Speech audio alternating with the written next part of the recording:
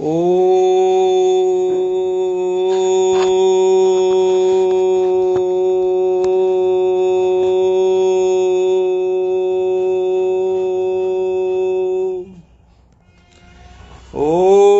ब्रह्मा मुरारिस्त्रिपुरान्तकारी भानुः शशि भूमिसुतो बुधश्च गुरुश्च शुक्रः शनि राहु केतवः सर्वे ग्रहा शांतिकरा भवन्तु। मित्रों सुप्रभात। ज्योतिषपुंज टीवी लाइव पर आपका स्वागत है, अभिनंदन है। जैसे आप जानते हैं मित्रों, हम हर शनिवार को ज्योतिषपुंज टीवी लाइव पर ज्योतिष के सूत्रों का गुणगान, बखान, यश गान करते हैं। इसका मित्रों मुख्य प्रयोजन, मेन पर्पज, मेन कॉज ज्योतिष के विद्या को, ज्ञान को प्रचार प्रसार देना और उनको और अधिक कैसे सार्थकता से, पूर्ण रूप से हम आगे बढ़ाने की कोशिश करें, ताकि विशेषतः ज्योतिषी मित्र लाभान्वित हो सके, उनका लेवल ऑफ प्रिडिक्शन बढ़ सके। एक बात और, उनका लेवल ऑफ प्रिडिक्शन बढ़ेगा तो जो प्रेक्षक हैं, जो पूछने वाले हैं, जिनको ज्योतिषी ज्ञान के परामर्श की विशेषता जरूरत है, उनकी भी पूर्ति होगी, अर्थात level of accuracy in prediction up होगा। तो मित्रों, आजकल जो हम बात कर रहे हैं, व्याधियों की बात कर रहे हैं, रोगों के बारे में बात कर रहे हैं, संभावनाओं की बात कर रहे हैं रोगों की, तो आज उसी कड़ी में आज चलो मित्रों हम जानते हैं। अब हम ये जो राशियां हैं हमारी, मेष से लेके मीन तक, मेष, वृष, मिथुन, कर्क, सिंह, कन्या, तुला, वृश्चिक, धनु, मकर, कुंभ, मीन, इन 12 राशियां जिस भी जातक जातिका की हैं, तो उसको क्या रोग होने की संभावना है, या छठे भाव में जो रोग ऋण का भाव, छठा भाव है, उसमें किस जातक जातिका की राशि आती है, या तीसरी बात, किसी भी जातक जातिका को किसी भी रोग का समय, उत्पत्ति उस रोग की कब हुई है और उसकी क्या पॉसिबिलिटी है, निराकरण की हो, समाधान की हो, ठीक होने की हो, वो सारी चीज का पता चलता है। चिन्ना अग्रवाल जी को प्रणाम, आशीर्वाद है।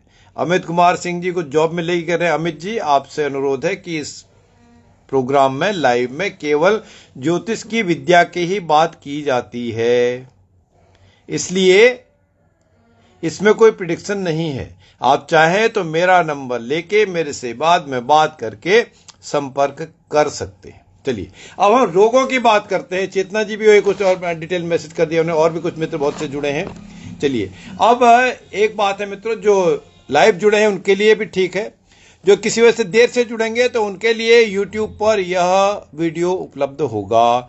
आप YouTube चैनल मेरा DR डॉक्टर ललित पंत को देख सकते हैं, सब्सक्राइब कर सकते हैं और लाभ उठा सकते हैं। चलिए अब हम राशियों से बात कर रहे हैं।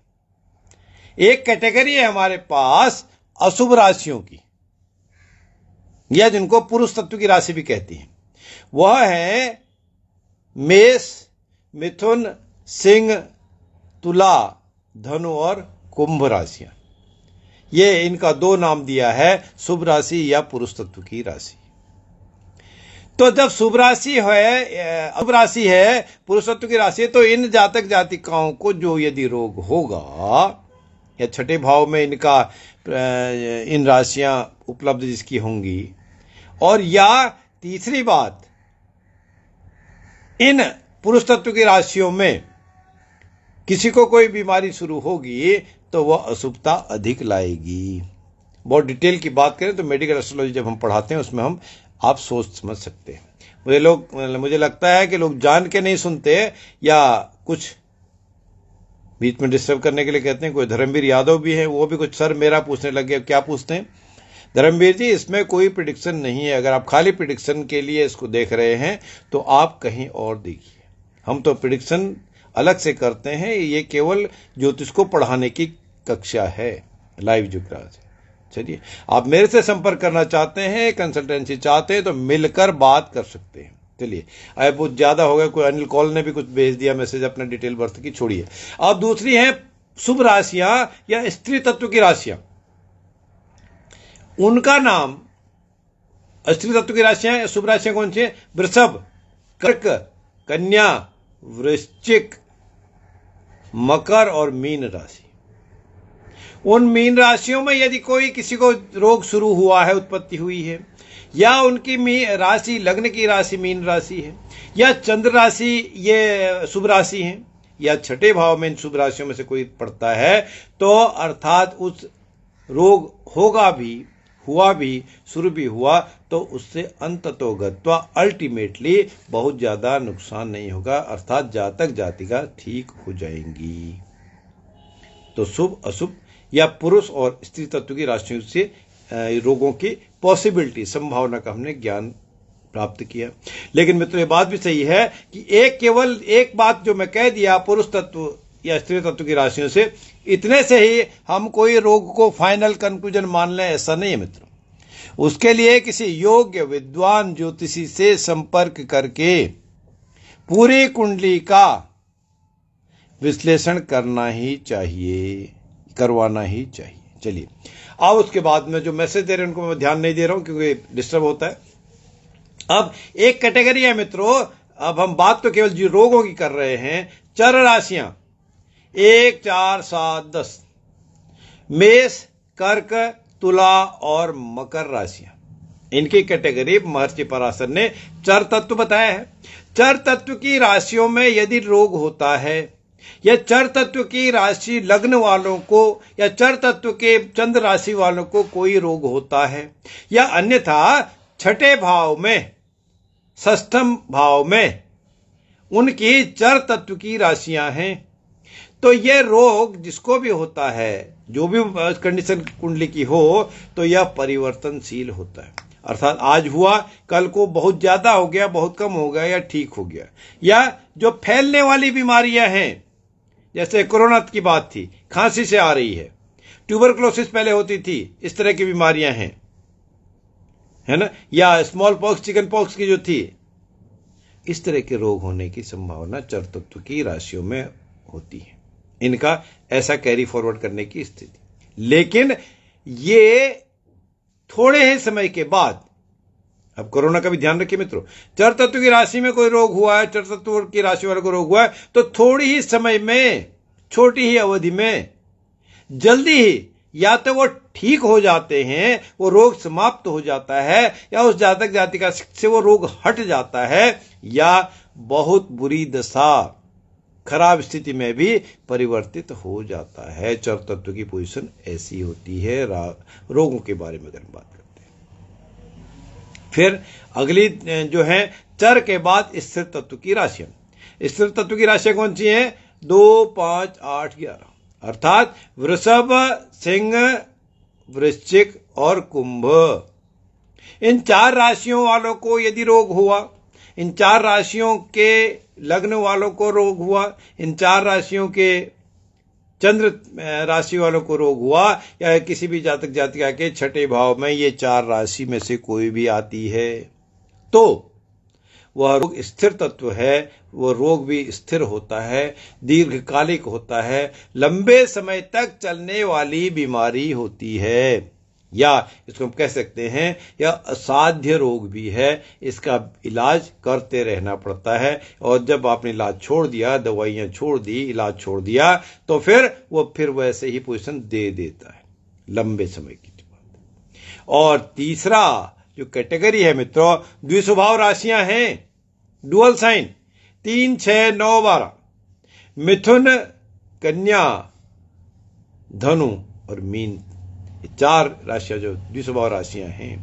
इन द्विस्वभाव राशियों का जो रोग है, बीमारियां हैं, चाहे इनमें शुरू हुआ हो, चाहे इनके लग्न हो, चंद्र राशि हो, या छठे भाव में राशियां आती हों, तो ऐसे जातक जातिकाओं को चर राशि के, स्थिर राशि के दोनों तरह की बीमारियां होती हैं, होने की प्रबल संभावना होती है। तब क्या करना चाहिए? तो मित्रों, अब कैसी रोग है, कब रोग है, क्या उसका प्रभाव होगा, इसके लिए केवल और केवल एक योग्य सुयोग्य ज्योतिषी से परामर्श लेना चाहिए, तब उसका निराकरण करना चाहिए। आज जो बहुत से लोग फिर भी मैसेज देते जा रहे हैं मित्रों, खाली ये मैसेज दे देने से, फोन पे खाली कह देने से, अपनी फॉर्मेलिटी पूरी कर देने से मित्रों नहीं होता। भगवान भी उन्हीं की सहायता करता है जिनके दरबार में वो मत्था टेकते हैं, जिनके पास जाके अब आपने मन ही मन कह दिया यहां से मेरा विकास ये हो जाए, भगवान ये कर ले, तो ठीक है, तब भी उसके लिए प्रयोग तो करना पड़ेगा। मित्रों, भूख लगी है तो भोजन तो करना पड़ेगा। भोजन की थाली सारी परोसी भी है, जो ज्ञान हम बांट रहे हैं, ये किताबों में भी लिखा है, नेट पे भी है, पर उसको भोजन की बात है, थाली परोसी है तो मुंह हाथ से मुंह में डालना तो पड़ेगा। कोई मुंह में आपके स्पून फीडिंग कर भी दे, फिर भी आपको दांतों को तो चलाना पड़ेगा, पेट में तो इंसर्ट करना पड़ेगा। तो उसके लिए ये रेंडमली इस तरह का काम नहीं करना चाहिए जो हम मैसेज देते जा रहे हैं। हाँ, SMS है, SOS हो, SOS में कभी बात ठीक है, अगर ये सारी बातें नहीं हो पाती उसके लिए 1-to-1 ही आपको जरूरत होती है। चलिए, अब जो दूसरी बात है, रोगों की बात कर रहे थे। जो 4 प्रकृतियां और है, अग्नि तत्व की राशियां, पृथ्वी तत्व की राशियां, वायु तत्व की राशियां और जल तत्व की राशियां, रोगों की बात कर रहे हैं मित्रों, आज केवल राशियों के बेस पे। तो ये इनका कैसा प्रभाव होता है, प्रभावशाली प्रवृत्ति की जानकारी हम अग्नि, पृथ्वी, वायु तथा जल तत्व की राशियों से पता करते हैं। अल्टीमेटली तो कौन रोग को चाहता है? कोई नहीं चाहता मित्र रोगों को, बीमारियों, कब दूर हो, कैसे दूर हो, कितनी जल्दी दूर हो, वही तो चाहिए सबको, है ना। चलिए हम बात करें मित्रों प्रभावशाली प्रवृत्ति रोगों से निपटने के लिए। जो अग्नि तत्व की राशियां हैं 1, 5, 9, मेष, सिंह और तीसरी धनु। पहली राशि मेष, दूसरी सिंह, तीसरी राशि धनु। ये तीनों राशियां किसी भी तरह की बीमारी हो, ये तीनों राशि वाले, तीनों लग्न वाले, तीनों चंद्र राशि वाले, या तीनों में से किसी की भी छठे भाव में ये राशियां आती हों 1, 5, 9, तो यह अगर बीमारी होने के बाद भी रोग मुक्त करने में, रोग को दूर करने में, इलाज कर देने में ये बहुत ताकतवर होती हैं। अग्नि तत्व है, जला देती हैं रोग को, फायरी साइन है। अर्थात रोग मुक्ति के लिए ये चारों राशियां 1, 5, 9 जो हैं उत्तम होती हैं। लेकिन साथ ही मित्रों यही राशियां चाहे रोग की मुक्ति के लिए हो या और कोई भी बात हो, किसी न किसी रूप में छोटी बड़ी दुर्घटना भी करा देती है। तो उसका भी हमको आकलन करना चाहिए, निराकरण करना चाहिए। कर वही पाएगा मित्रों योगी ज्योतिषी, जो सारी चीजों को, तथ्यों को, बातों को जानता हो, जानती हो। चलिए अब अगली जो अग्नि तत्व के बाद पृथ्वी तत्व, अर्धी साइन जो है, अर्धी साइन मित्रों क्या है, ज्योतिषी मित्र जो हैं लाइव वो जानते हैं। 2, 6, 10 वृषभ, कन्या और साथ ही जो हमारा मकर, 3 राशियां हैं। जो पृथ्वी तत्व की राशियां हैं यह भी अग्नि तत्व की तरह रोगों को मुक्ति दिलाने के लिए, रोगों से छुटकारा पाने के लिए पूरी सहायता करती हैं जातकों के। और तीसरी जो राशियां हैं वायु तत्व की राशियां, 3, 7, 11। यदि 3, 7, 11 राशि में रोग हुआ हो, उस समय जब लग्न ये हो, जातक जातिका का लग्न 3, 6, 11 हो, 3 मिथुन, 6, 3, 7, 7वां तुला या कुंभ 11वीं राशि, या उसकी चंद्र राशि है तीनों में से कोई हो, या छठे भाव में 3, 7, 11 में से कोई राशि हो, वायु है। वायु का काम क्या है? फैलाने का है। अच्छी हवा भी, अच्छी खुशबू भी फैला देते हैं और बदबू भी, स्मेल भी फैला देते हैं, र्यूमर भी फैला देते हैं।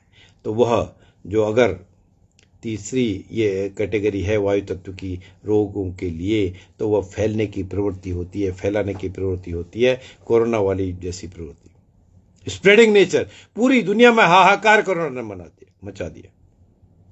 तो यह इस तरह की बात है। अब जो आखिरी राशि, आखिरी कैटेगरी है, वो है जल तत्व की राशि। जल तत्व 4, 8, 12, कर्क, वृश्चिक और मीन राशियां। इन राशियों में या इन राशियों के जातकों को या इन चंद्र राशि के जातकों को या जिस जातक जातिका की छठे भाव में 4, 8, 12 में से कोई भी राशि हो, उनको विशेष रूप से ध्यान रखने की, सावधानी बरतने की जरूरत होती है, क्योंकि ऐसे जातकों की रोगों से लड़ने की शक्ति, सामर्थ्य, पोजीशन, प्रतिरोधक क्षमता कम होती है।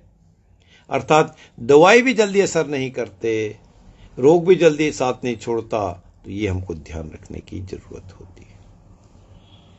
अब मेरे को लगता है आज की बात हम रोगों की जानकारी, राशियों की प्रकृति, राशियों की प्रवृत्ति और उनके बारे में कुछ हमने जानकारी जानी।